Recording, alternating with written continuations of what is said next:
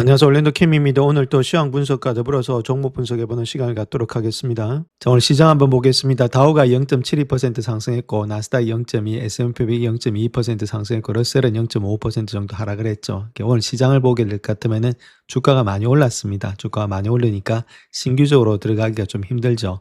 자, 거기다가 여기서 팔고 나면 또 다시 올라갈까봐 겁이 나고 그런 상태가 있는 것이 현재 모습이다. 그래서 신규 자금이 들어가기도 좀 그런 상태에 있고 그 다음에 팔고 나가기도 좀 그런 상태에 있다. 자, 그런 것들이 있는 상세가 현재 시장 심리를 그렇게 반영해 준다. 그래서 주가가 그렇게 많이 올라가지 못하고 있고 나스닥 같은 올라갈 때마다 조금씩 꺾이는 모양이 나타나고 있고 목 같은 종목들은 좀 가고 있는데 자, 그렇다고 해서 주가가 그렇게 급격하게 올라가는 장세가 아니다. 그 다음 트럼프라든지 이란과의 협상이 완전히 종결된 것도 아니기 때문에 그에 따라서 좀 시장들이 좀 관망을 하고 있다 이렇게 보시면 되겠습니다. 자, 하루 동안 맵을 보시게 되면 가는 종목만 갔다 이렇게 보시면 되겠죠. 달리는 종목만 가고 안 달린 종목들은 거의 가지가 않았습니다. 오늘 장에서 가장 많이 갔던 섹터는 아무래도 소프트웨어 섹터였다 이렇게 보시면 되겠죠. 마소가 5%, 오라클이 10%, 팔란티아가 10%, 팔로알트가 한 10% 가까이 되고 있고 크라우드가 지금 이제 크라우드 스트라이크 한 9%.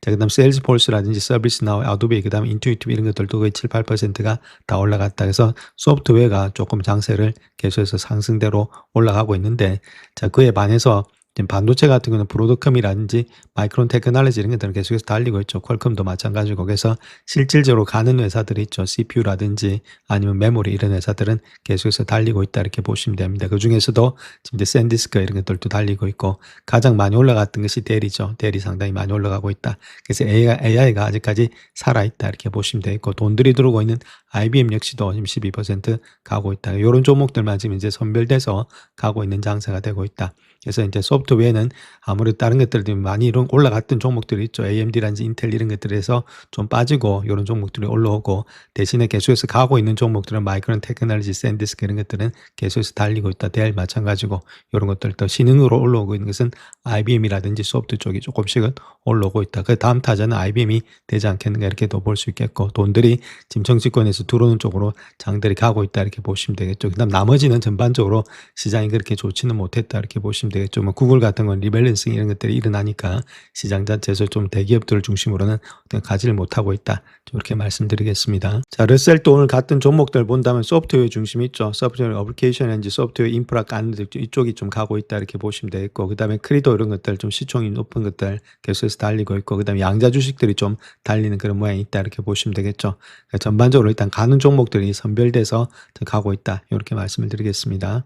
자, 하루 동안의 퍼포먼스 한번 보겠습니다. 지금 이제 테크놀로지가 파이낸셜, 그 다음에 베이징 머티리얼스 이렇게 갔는데 아무래도 테크놀로지가 가장 많이 달렸다 이렇게 보시면 되겠습니다. 이런 게 섹터 중에서 8개가 달리고 있다. 이렇게 말씀드릴 수 있겠고 컨슈머 디펜스 있죠. 이런 것들이 안 좋았던 것은 코스코 실적이 나왔는데 조금 약간 미스가 났죠. 그것 때문에 코스코 월맛이 안 좋았다 이렇게 보시면 됩니다. 그 다음 커뮤니케이션 이런 것들 뭐 구글 이런 것들 리밸런싱 때문에 안 좋았다 이렇게 말씀드렸죠. 그래서 섹터가 조금 일단 리밸런싱 되고 있고 자 거기다가 가는 종목들 선별해서 가고 있다 이렇게 보시면 되겠죠. 그래서 저 소프트웨어 쪽으로는 매기가 돌고 있는데 나머지 쪽에는 크게 일단 돈들은 아직까지는 안 돌고 있다. 이렇게 말씀드리겠습니다. 자, 현재 시장을 볼 것 같으면 지금 업투 지금 이제 8.5에서 8에서 8.5까지 되고 있습니다. 그러니까 익스트림 불리시하고 있다는 겁니다. 자, 이럴 때는 뭐 적극적으로 매수할 때는 아니다 이렇게 보시면 되겠고 좀 방어적인 장세가 필요하긴 필요할 때다. 자, 단기적으로 봐서 그렇다는 겁니다. 단기적으로 장기적으로 보면 계속해서 상승은 되는데 자, 이때는 좀 사람들의 심리가 너무 극도로 지금 이제 불리시하기 때문에 우리가 조금은 조심할 필요가 있지 않나 그렇게 생각을 합니다. 그래서 4월달, 5월달 계속해서 달리고 있습니다. 그러니까 주가 자체가 또 상승 중에 있다 이렇게 보시면 되겠죠. 주가는 상승 중에 있는데 뭐 주봉이나 이런 것들 보게 되면은 많이 올라왔습니다. 지금 이제 한 9주 연속으로 상승했다 이렇게 보시면 되겠죠. 그만큼의 상승세가 강하기 때문에 한 번은 조정이 나올 수 있습니다. 주봉에서. 자, 그런 가운데 있기 때문에 한 번 조정이 나온다 하더라도 이게 건전한 조정이지 나쁜 조정은 아니다. 좀 그렇게 보시면 되겠죠. 많이 올라왔기 때문에. 자, 그런 것들. 그래서 적극적으로 조금 매수하기는 조금 그렇죠. 그래서 조금 쉬었다가 매수를 하시는 건 좋은데 자, 그렇다고 해서 여기서 있는 분들이 다 털고 다시금 잡겠다. 자, 그렇게 하기는 좀 힘들겠죠. 자, 그런 가운데이기 때문에 조금은 조정은 나올 수가 있습니다. 다음 주 같은 이런 데서 조정은 나올 수 있지만 그 조정의 깊이가 그렇게 깊지는 않을 것으로 보여지고 있다. 이렇게 말씀을 드릴 수 있겠죠. 아직까지도 추세는 상승 중에서 계속해서 신고가를 달했던 것이 이번 5월 달이었다. 이렇게 보시면 되겠죠. 그 이유는 다른 게 아니고 실적이 계속해서 받쳐주었기 때문에 이렇게 주가가 올라왔다. 그렇게 보시면 되겠죠. 그 중에서도 가장 잘 잘 나갔던 것이 역시나 나스닥이었다. 나스닥에 지금 이제 실적들이 다 집중이 되어 있었기 때문이다. 이렇게 보면 되겠고, 자, 러셀도 좀 달렸는데 요거 자체는 뭐 기름값하고 좀 연관이 많이 돼 있죠. 자, 그런 것들. 다우가 조금 일단은 주춤거리다가 장막판에 들어서 좀 많이 올라갔다. 이렇게 보시면 되겠습니다. 그래서 전반적으로 시장이 좋았고, 그다음 가장 중요한 것은 이제 오일이 있죠. 크루드 오일이라든지 UK일 오일 이런 것들이 거의 90불대 아니면 80불대까지 떨어져 있는 상태에 있다. 모든 것들이 일단 잘 가고 있다 이렇게 보시면 되겠고, 10년물 금리 역시도 좀 많이 떨어지면서 4.3까지 떨어지고 있고, 30년물 금리도 5% 밑으로 떨어졌다. 자, 그렇다면 이렇게 금리가 떨어지는 상황에서는 주가는 더 달릴 수 있다 이렇게 말씀드립니다. 자, 이번 장의 주도주는 삭스다 이렇게 보시면 되겠죠. 반도체 지수인데 얘도 마찬가지입니다. 좀 빠질 때 매도 관점이 아니고 이거는 일단 매수 관점이다 이렇게 말씀드렸습니다. 지금도 마찬가지고 약간의 조정은 있을 수 있습니다. 고점을 갖다 돌파하지 못하고 있는 가운데 있기 때문에, 자, 그렇다 하더라도 조정이 그렇게 깊지는 않을 것으로 보여지고 있다. 그래서 빠진다면은 매수 관점에서 생각해보자 이렇게 말씀드릴 수 있겠고, 그 다음 반도체 중에서도 디램이 있죠.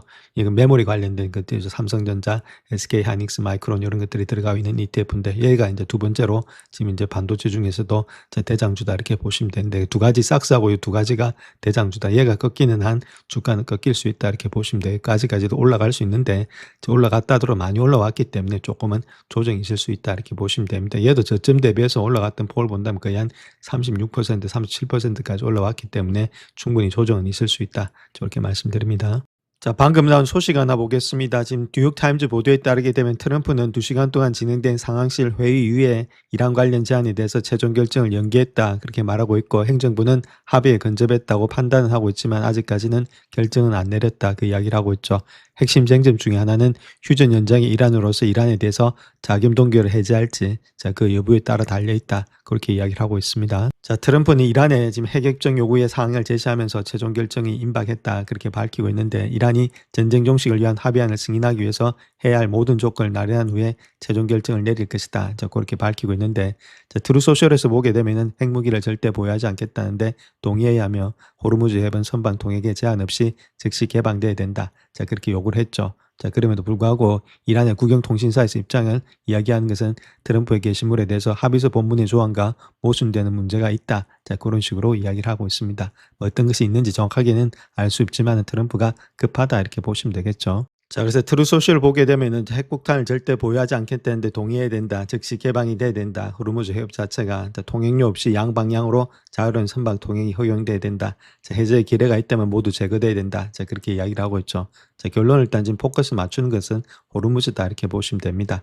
자, 그런 것들 그와 더불어서 추후에 공지가 있을 때까지 긍정적인 교환은 없을 것이다 이렇게 말하고 있고, 훨씬 덜 중요한 다른 사항들도 합의되었다 이렇게 말하고 있습니다. 그래서 알 수가 없는데 결론은 일단 트럼프가 원하는 것은 호르무즈다. 자, 그거는 뭐 확실하다. 자, 그렇게 보시면 되겠죠. 자, 근데 어디까지나 트럼프 이야기고, 파르스 통신에 따르면 논의 중인 합의안 초안에는 이란의 핵물질을 해체하거나 파괴된다는 내용이 전혀 포함되어 있지 않다. 그렇게 이야기를 하고 있고, 이번 합의에서 가장 중요한 부분은 이란의 동결 자산 120억 달러의 적극적인 지급이다. 자, 그렇게 이야기를 하고 있죠. 그래서 해당 금액이 지급되지 않으면 더 이상의 협상은 거부된다. 자, 그렇게 이야기를 하고 있습니다.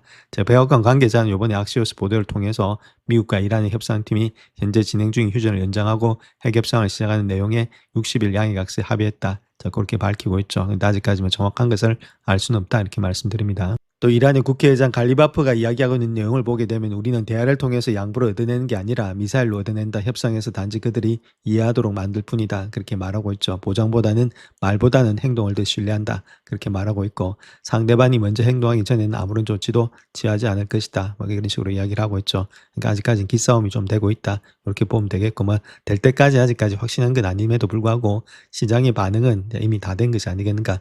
그렇게 보고 있다는 거겠죠. 자, 그 다음 또 국방비 지출에 있어서 최근 칩스 법안에 따른 연방정부의 개입들 이런 것들이 있겠죠. 국내 첨단 기술 공급망이 20억 달러 이상 할당했다는 것들, IBM에다가 그런 것들 있죠. 양자 컴퓨터 같은 것들. 그래서 국가 안보의 최우선 과제인 자국의 컴퓨터 인프라 구축에 대한 분명한 신호를 시장에 보내고 있는데, 자, IBM, 인텔 이런 것들의 주가 급등을 촉발한 촉매제가 되는데 그 다음은 아무래도 팔란티아 이런 것들이 되지 않겠는가. 자, 그 이야기를 하고 있습니다.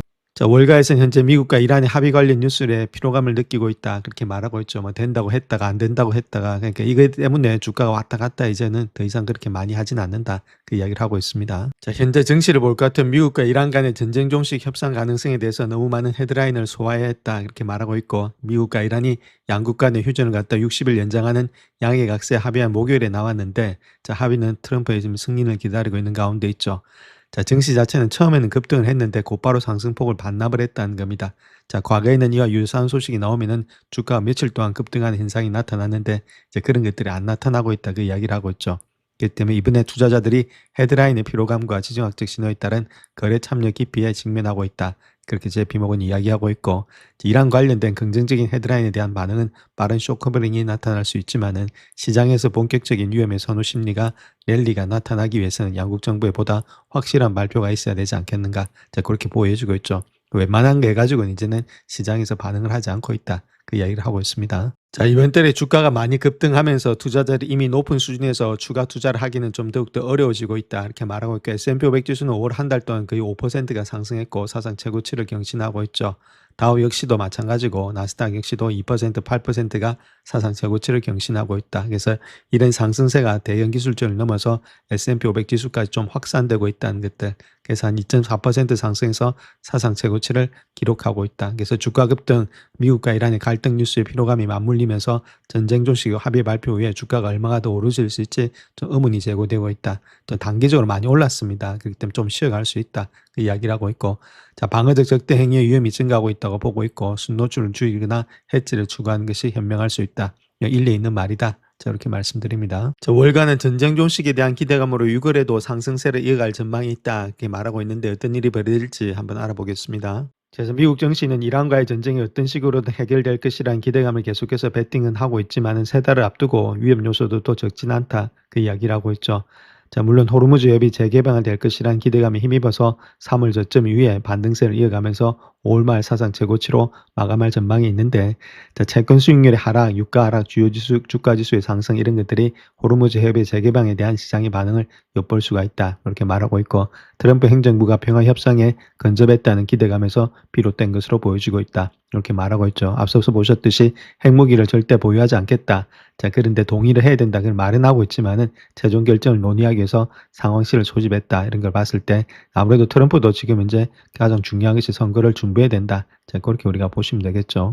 자, 그런 이유가 결론은 일단 중간 선거 때문인데 미국과 이란 전쟁에 대해서 부정적인 여론과 또한 휘발유 가격 상승, 자, 이런 것들을 볼 때에 분쟁이 곧 종식될 것이라고 확신이 되고 있다. 그렇게 말하고 있고 세계적인 경제적 관점에서 본다 하더라도 호르무즈 해협을 개방하는 것이고 핵 문제는 나중에 미루자. 자, 그런 것들이 아무래도 최선의 방안으로 예측이 되지 않겠는가. 그런 것들을 시장에서 베팅하는 사람들이 그쪽에다 베팅을 하고 있다. 자, 그 이야기를 하고 있죠. 자, 또한 AI가 원동력이 되고 있다. 그 이야기를 하고 있죠. 채권의 수익률이 고점에서 계속해서 하락하고 있고 유가가 떨어짐에 따라서 주식 투자자들이 주저할 만한 요인은 전쟁 외에는 거의 없다. 그렇게 말하고 있습니다. 인공지능이 여전히 시장의 핵심 동력이고 1분기에는 소위 매그니피션트 7을 제외한 거의 모든 분야에서 엄청난 수익을 기록했다. 자, 그렇게 이야기를 하고 있죠. 팩셋에 따르면 1분기에 평균 28% 이상의 성장률을 기록했는데 2021년도 4분기 이후에 가장 빠른 속도가 되고 있다.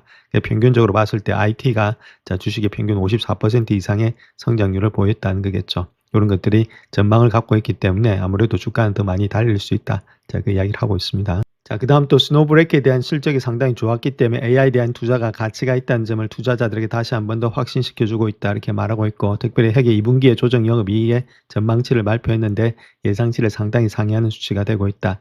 자, 이러한 결과를 통해서 AI가 소프트웨어 회사를 대체할 것이다. 그리고 우려를 완화하고 다른 기업용의 소프트웨어 주식의 상승세를 견인하고 있다. 이렇게 말하고 있죠. 그래서 결론적으로 AI 관련된 주식들이 반도체 업계를 넘어서서 다른 분야로까지 상승세가 되고 있다. 확산이 되고 있다는 이야기 되겠죠. 그래서 크라우드 스트라이크라든지 지금 이제 팔로알토, 브로드컴 이런 것들이 실적 보고가 있는데 여기서도 좋게 나온다면은 주가한테 달라지지 않겠는가.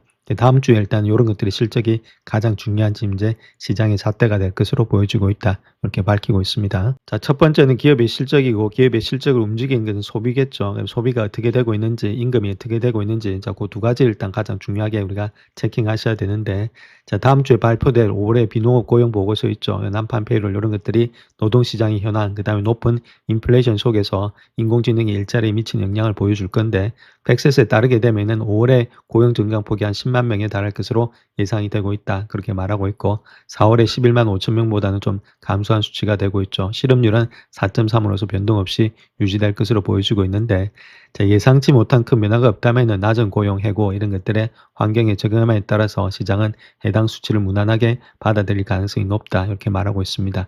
근데 좀 중요한 것은 임금 상승률이 압박을 받아서 향후 소비자 지출이 좀 위축될 수 있는 그런 상태가 있다. 그렇게 보면 되겠죠. 그래서 그거만 아니면은 크게 문제될 것은 없다. 그 이야기를 하고 있습니다.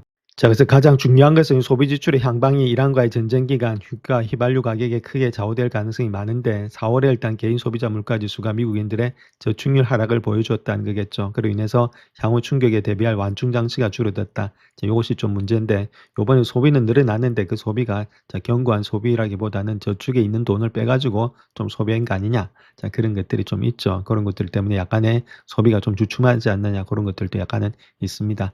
또 그다음에 또 계절적인 요인 외에도 시장에도 어려움이 있다는 거죠. 6월은 중간선거가 있는 해에서 시장에서 가장 악영향을 미치는 달이다. 대체로 시장이 단기적인 조정을 거칠 것으로 예상이 되고 있다. 이렇게 말하고 있는데 많이 올라왔기 때문에 약간의 조정은 있을 수 있는데 물론 이 조정 자체가 급락이 아니면은 여기서는 우리가 매수 관점에서 접근해야 될 때다. 이렇게 말씀드리겠습니다. 자, 다음 대일의 주가가 많이 뛰고 있는데 그거 한번 보겠습니다. AI 서버 판매 호조로 인해서 월가를 놀라게 했다 이렇게 말하고 있는데 애널리스트들은 그렇다면 향후 전망을 어떻게 보고 있는지 거기에 대해서 한번 살펴보겠습니다. 자, 이번에 대리 주가가 많이 올라갔던 이유가 1분기 실적에서 사상 최고치를 기록했다 이렇게 말하고 있는데 그랬던 이유는 인공지능 관련된 서버 사업에 예상치 못한 호조 덕분이다 그 이야기를 하고 있고 이렇게 획기적인 실적 호조로 인해서 월가 애널리스트들은 AI 인프라 기업인 이 회사에 대해서 더욱더 낙관적인 전망을 내놓고 있다. 이렇게 말하고 있죠. 그래서 요번에 마감된 분기에 매출이 438억 4천만 달러입니다. 근데 예상치가 354억 3천만 달러니까 엄청나게 비트를 했죠.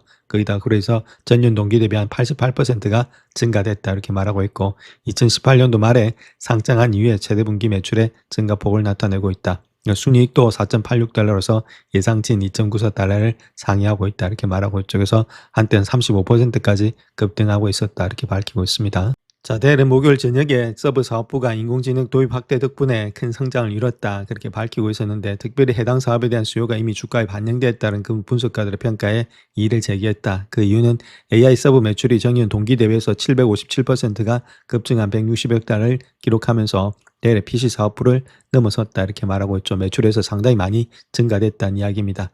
또한 AI 최저가 서버 매출이 2027년도 1월까지 600억 달러에 달할 수 있다. 수주 잔고도 상당히 많죠. 예상치인 500억 달러를 상향 조정한 수치가 되고 있다. 이렇게 말하고 있습니다. 그래서 대일은 모든 부분에서 전례 없는 수요 강세를 보이고 있고 광범위한 부품 비용의 인플레이션에도 불구하고 마진을 높아가고 있다. 그렇게 말하고 있고 특별히 AI 활용 사례들이 GPU를 넘어서서 인프라 솔루션에 그들의 수요를 견인하고 있다. 그래서 AI 에이전트가 광범위한 컴퓨팅이라든지 데이터 스토리를 필요로 함에 따라서 기존의 서버라든지 스토리지의 수요도 증가하고 있다. 그렇게 말을 하고 있죠. 자, 그런 가운데이기 때문에 이번 전망은 틀렸고 우리의 모델의 목표 주가는 재검토 중이다. 자, 그렇게 이야기를 하고 있습니다. 너무 짧게 봤는데 이미 다 일단 반영된 거로 봤는데 그게 아니었다. 그 이야기를 하고 있죠. 자, 그래서 뱅크 오브 아메리카 같은 경우는 매수 등급 주면서 500달러 목표 주가를 주겠다 하고 있는데 그 이유는 내년에도 AI 서버라든지 에이전트 기반 엔터프라이즈라든지 클라우드 솔루션 제공업체 이런 워크로드를 위한 지능형 보안 시스템, 스토리지 부분에서의 주가 성장을 예상하고 있지만은 PC 성장은 좀 다소 불확실하다. 그렇게 말하고 있습니다. 그래서 AI라든지 기존의 컴퓨팅 분야 모두에서 수요가 강세를 보이고 있다. 그다음 파이프라인 구축이 과거 평균을 갖다가 상회하고 있다.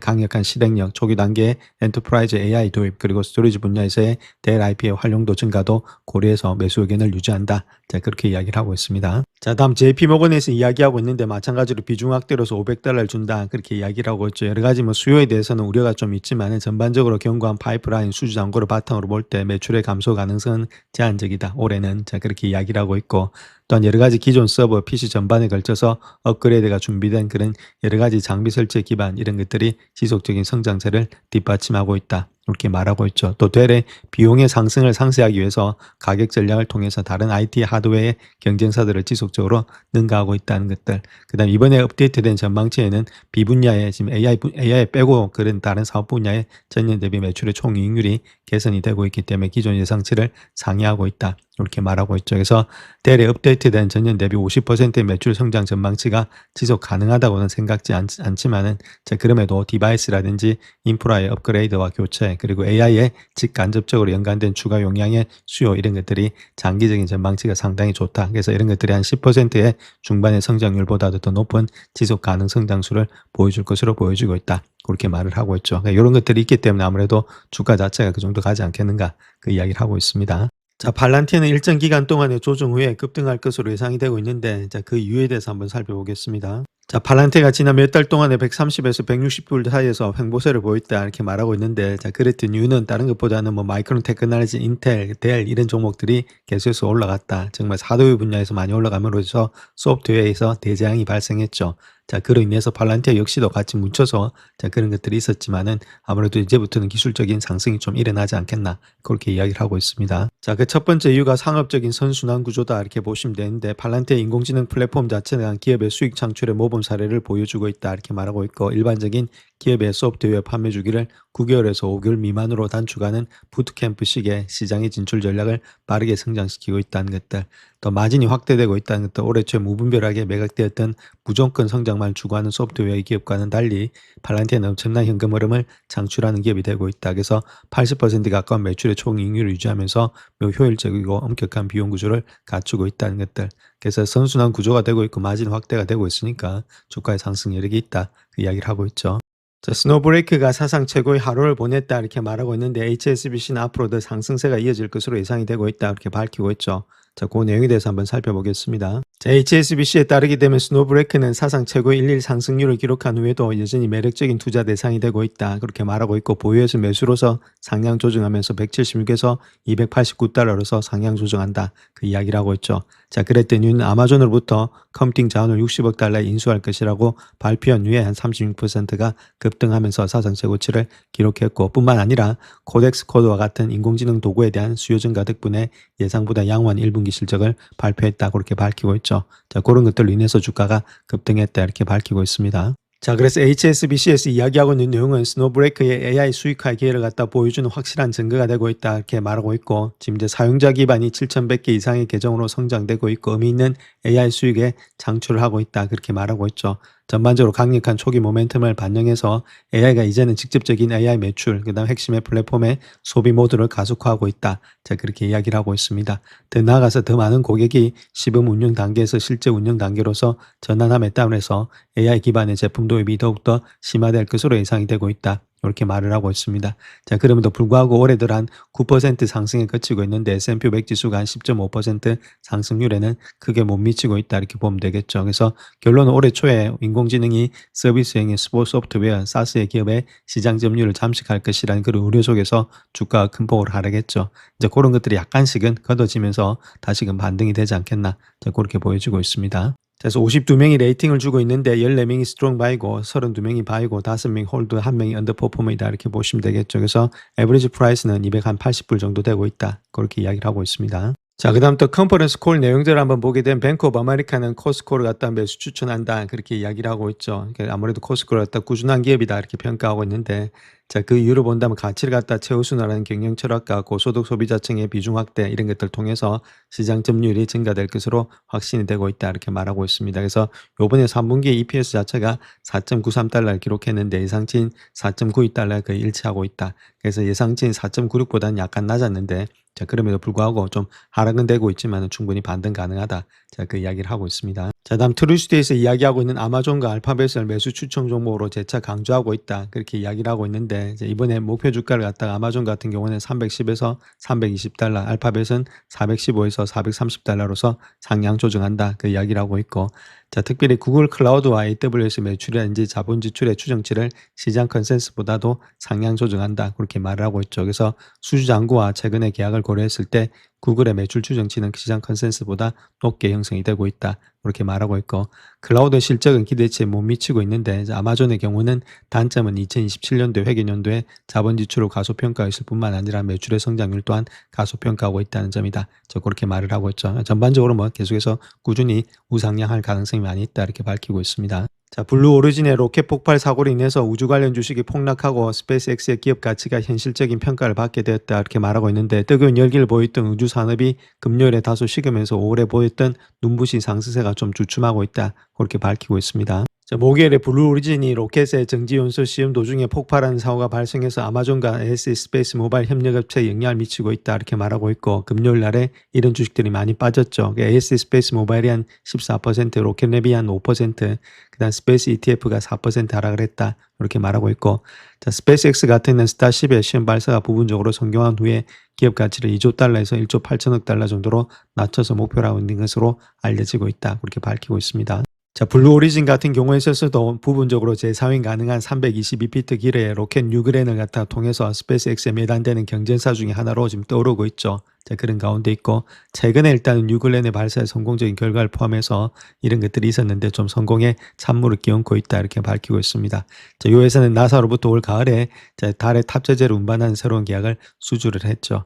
자, 베조스 같은 경우는 X에 올린 글에서 본다면 모든 인원은 무사하고 안전하다. 자, 그렇게 밝히고 있고, 자, 발사 과정이 무엇이 잘못되었는지를 파악하기 위해서 노력하고 있다 이렇게 말하고 있습니다. 그래서 나사도 좀 협조할 것으로 예상이 되고 있고, 그래서 우주 비용은 매우 까다롭고 대형 그런 발사 능력을 개발하는 것 자체가 엄청나게 어려운 일이다. 자, 그렇게 이야기를 하고 있죠. 이런 것들을 통해서 아무래도 스페이스X에 약간의 타격은 있지 않겠나 그렇게 보여집니다. 자, 그와 더불어서 미 우주군은 스페이스X에 대해서 41억 6천만 달러 규모의 계약을 체결했다 이렇게 말하고 있죠. 그래서 전 세계 항공기라든지 중앙미사일, 공중위협을 궤도에서 추적할 수 있는 새로운 위성군을 구축하도록 했다 이렇게 말하고 있고, 이 프로그램은 SP-AMTI라고 불리고 있는데, 우주군은 이 프로그램 목표가 첨단 방공 시스템의 위협에 직면한 기존의 항공 플랫폼의 한계를 극복하고 합동군이 우주에서 분쟁 지역의 공격을 지속적으로 추적할 수 있도록 하는 것이다. 자, 그렇게 말을 하고 있죠. 그래서 스페이스X는 이 초기 계약을 통해서 2018년도까지 위성군을 배치할 예정에 있다. 자, 그렇게 밝히고 있습니다. 영상을 끝까지 시청해 주셔서 감사합니다. 영상이 도움이 되셨다면 구독과 좋아요 부탁드립니다. 감사합니다.